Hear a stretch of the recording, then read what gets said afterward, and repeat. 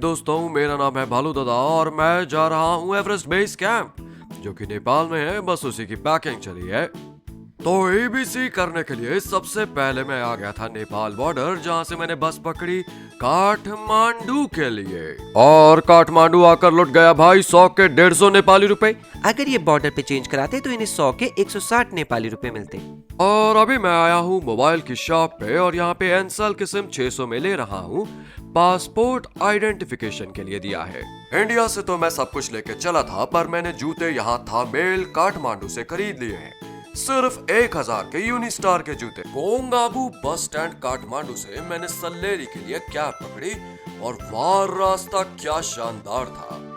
पर सल्लेरी से फिर से खरीखोला के लिए टैक्सी पकड़नी पड़ी और रास्ता बहुत खतरनाक था। टैक्सी का भाड़ा अगर काठमांडू से खरीखोला को देखोगे तो पड़ेगा लगभग 5000, पर अगर चाहो तो फ्लाइट पकड़ लो, किराया 16000 और बिना किसी टेंशन के। ऐसे नजारे दिखेंगे कि मन मोहित हो जाएगा। काठमांडू से लुकला की डायरेक्ट फ्लाइट चलती है समिट एयर की। और लुकला में उतरने के बाद वाह क्या ही नजारे थे तेंजिंग हिलेरी एयरपोर्ट के।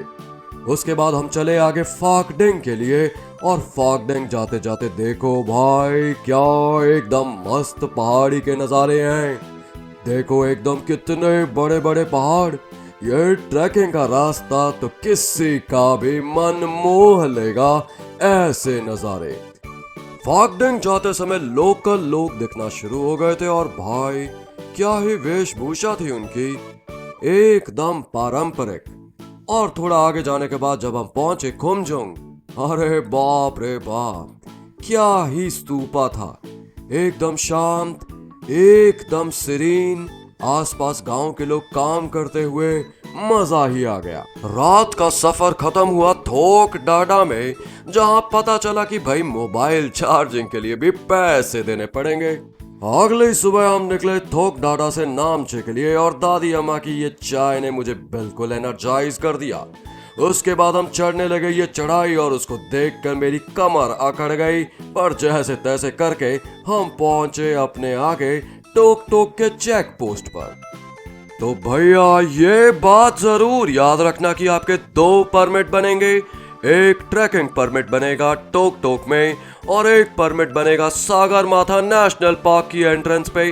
और दोनों परमिट के लगभग 4000 नेपाली रुपए आपके लगने वाले हैं। और सागरमाथा नेशनल पार्क की एंट्री पर मानो ऐसा लगा कि किसी जन्नत में ही प्रवेश कर गए हों। वाह क्या नजारे थे भाई। नामचे जाते हुए जब पहला हैंगिंग ब्रिज देखा तो लगा अरे भाई कैसे पार करेंगे, पर थोड़ी देर बाद हिम्मत जुटाई और चढ़ गए ब्रिज पे। मैंने थोड़ी हिम्मत रखी और चढ़ गया ब्रिज पे और रिकॉर्ड करने लगा। और नीचे बह रही थी दूध कोशी नदी और शानदार नजारे पहाड़ों के। मेरे साथ मेरे दोस्त पहाड़ी घूम केतु भी चल रहे थे, जिनसे मैंने अपनी वीडियो बनवाई। और कसम से दिल एकदम होलक होलक हो रहा था इस ब्रिज पर चलते हुए। ये जो ब्रिज के एंड पे आप इमारतें देख रहे हैं सारे के सारे रेस्ट हाउस हैं। और बस सुबह से शाम तक चलने के बाद हम शाम को पहुंच गए नामचे। और ये देखिए नामचे के नजारे, ये स्तूपा, ये वादियां, ये सनसेट और ये बड़े बड़े पहाड़। नामचे में रेस्टोरेंट, रेस्ट हाउस सब कुछ है। तो बस नामचे पहुंचने के बाद मैं वहां लोकल बच्चों के साथ थोड़ी देर खेलने लगा। कितने प्यारे बच्चे थे। उनके साथ खेलने के बाद मैंने अपनी बुकिंग काला पत्थर लॉज में करवा ली। काला पत्थर लॉज का फायदा यही है कि वहां पे मोबाइल फ्री में चार्ज कर सकते हैं और रहने का चार्ज मात्र 500 रुपए में। खाना एकदम अव्वल दर्जे का था और रेस्टोरेंट में बाकी ट्रैकर्स के साथ टाइम स्पेंड करना मजा ही आ गया। पर अगले दिन मैंने फिर से काला पत्थर लॉज में एक्लेमेटाइजेशन के लिए एक दिन और स्पेंड किया और उसके बाद अगली सुबह मैंने शुरू किया आगे का सफर। मेरा आज का टारगेट था कि मैं फोर्ट से गांव पहुंच जाऊं, पर आगे चलते हुए मुझे मिल गया यह स्तूपा और सबसे पहले मैंने स्तूपा के साथ अपनी सेल्फी ले ली ताकि अपने ऑफिस में काम करने वाले दोस्तों को जला सकूं। और रास्ते में क्या पहाड़ दिखाई दिए, अमा डबलम का वो नजारा आंखों को एकदम छेदता हुआ चला गया। क्या ही पहाड़ थे, एकदम शानदार नजारे। नाश्ता हमने खुमजुंग में किया और चलिए एक बार पहाड़ी घूमकेतु की बात सुन लेते हैं। तो अभी हम क्यांगजुमा नाम की जगह से खा के निकले थे और वहाँ से लगभग 20 मिनट चलने के बाद ही आपके पास ये सिंबल आ जाएगा। मैं आपको ये दिखा देता हूँ। तो यहाँ पे ये बोर्ड है, ठीक है। और इस बोर्ड पे अगर हम देखेंगे तो 2 रास्ते दिखेंगे। एक गोक्यू जा रहा है ऊपर और एक नीचे जा रहा है एवरेस्ट बेस कैंप। देखिए, बेटर यही रहता है कि आप पैंगबोचे डायरेक्ट पहुंच सकते हैं गोक्यू जाके। फोर्ट से थांगा से होके आप डायरेक्ट पैंगबोचे पहुंच सकते हैं। अच्छा रास्ता है, वहाँ पे टूरिस्ट भी कम रहते हैं, वरना आप नीचे वाला ट्रेल लेके एवरेस्ट बेस कैंप जा सकते हैं। Thank you. तो हमने गोक्यो लेक वाला ऊपर वाला रास्ता लिया और हम मोंगला से होते हुए थोड़ी देर बाद पहुंच गए थे फोर्ट से थांगा। अभी हम हैं यहाँ पे फोर्ट से थांगा में, और फोर्ट से थांगा से अभी हम जाएंगे फोर्ट से की तरफ। तो कुछ ऐसा भी रहता है। ये यहाँ पे आप मेरे पीछे साइन देख रहे हैं ना, एक साइन है आपका वे टू डोले मतलब गोक्यो लेक्स, और दूसरा साइन है आपका वे टू फोर्ट से। तो फोर्ट से हम जाएंगे, फोर्ट से यहाँ से बिल्कुल सीधा ऊपर क्लाइंब है, 1.5 घंटा लिखा हुआ है, प्रॉब्लम 1.5 घंटे में हम पहुँच जाएंगे।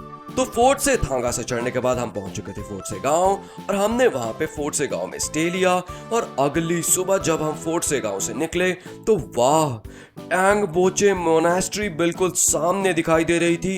एकदम गजब के नजारे आ रहे थे। तो अगर आप फोर्ट से विलेज से चलेंगे तो आपको मिलेगा पैंगबोशे का गांव, जहां पे ये थी कि खोपड़ी रखी है मोनास्ट्री में। और उसके बाद मोनास्ट्री से निकल के हमने अपना नाश्ता किया, और चलिए एक बार आपको कैफे के नजारे अंदर से दिखा देते हैं। तो ये जो कैफे होते हैं, इनमें सारा खाना पीने का सामान पूरी दुनिया भर का होता है, पर ये कैफे उतने ही महंगे भी होते हैं। एक कॉफी पियोगे तो जेब से निकाल लीजिए 250 से 300 रुपए। तो आगे का सफर हमने जारी रखा और हम पहुंचे सोमारे गांव। वहां से आगे बढ़ते बढ़ते हमें दिखाई दिए खूब सारे हेलीकॉप्टर। पता चला कि भाई आम तौर पे जो लोग शानो शौकत में ईबीसी करते हैं वो डायरेक्ट लुकला से ईबीसी ही लैंड करते हैं। और उसके बाद शाम को जब डेंगबोशे पहुंचे तो पता चला कि भाई रहने के लिए तो बहुत मुश्किल है, लॉज पहले ही बुक हो गए हैं।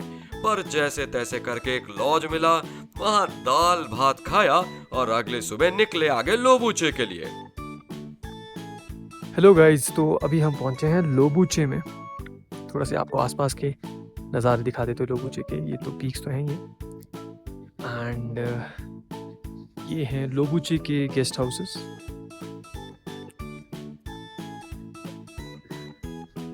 ये मिस्टर अमित कुमार उपाध्याय,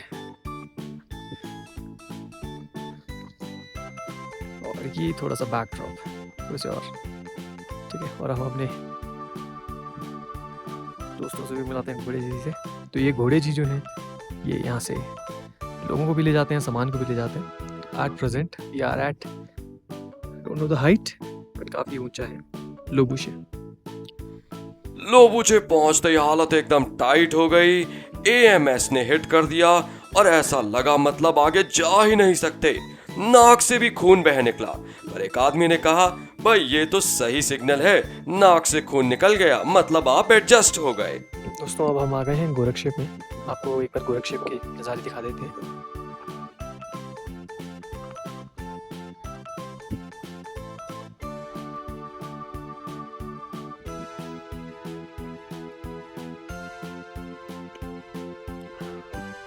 तो काफी कम चीजें हैं यहाँ पे। तो भाई पहाड़ी घूमकेतु की तो हालत बहुत ज्यादा टाइट हो गई थी, पर मैं तो फुल एंजॉय कर रहा था। गोरखशेप में एक रात रहे और अगली सुबह हम चल पड़े थे काला पत्थर की तरफ। वहां से एवरेस्ट के नजारे मिले, मजा ही आ गया। काला पत्थर से उतरने के बाद हमें लगा भाई समय क्यों वेस्ट करें। उसके बाद हमने शुरू कर दी चढ़ाई ईबीसी के लिए, और जब ईबीसी के पत्थर के साथ हमने फोटो खिंचाई तो ये एक आइकॉनिक मोमेंट था। वहीं हम लगभग 2 घंटे बैठे और वहां पे जो एवरेस्ट चढ़ने जा रहे थे लोग, उन्हें भी देखा किस तरीके से वो अपना पूरा कैंप लगाकर तैयारी कर रहे थे। तो दिन में वापस आ गए थे हम गोरक्षेप और लंच करने के बाद हमने चोला पास कॉन्कर करने का मन बनाया। चोला पास पार किया, पर पार करने के कुछ समय बाद हमें कुछ ऐसा दिखाई दिया जिसके बारे में आपको बताना जरूरी है।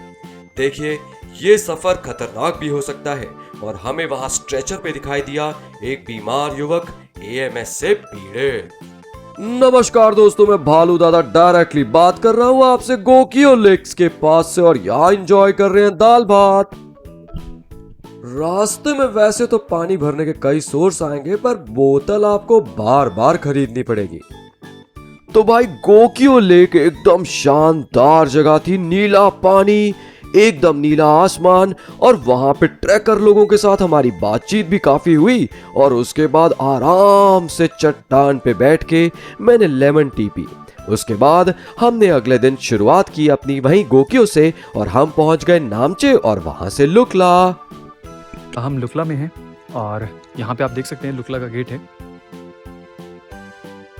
वो पीछे लुकला का गेट है। लुकला पहुँचने में ज़्यादा वक्त नहीं लगा है, बहुत ही आराम से पहुंचा जा सकता है नामचे से। यहाँ पे थोड़ी सी मेहनत है और बाकी आप आराम से यहाँ पे पहुंच सकते हैं। आसमान एकदम अच्छा हो रखा है इधर।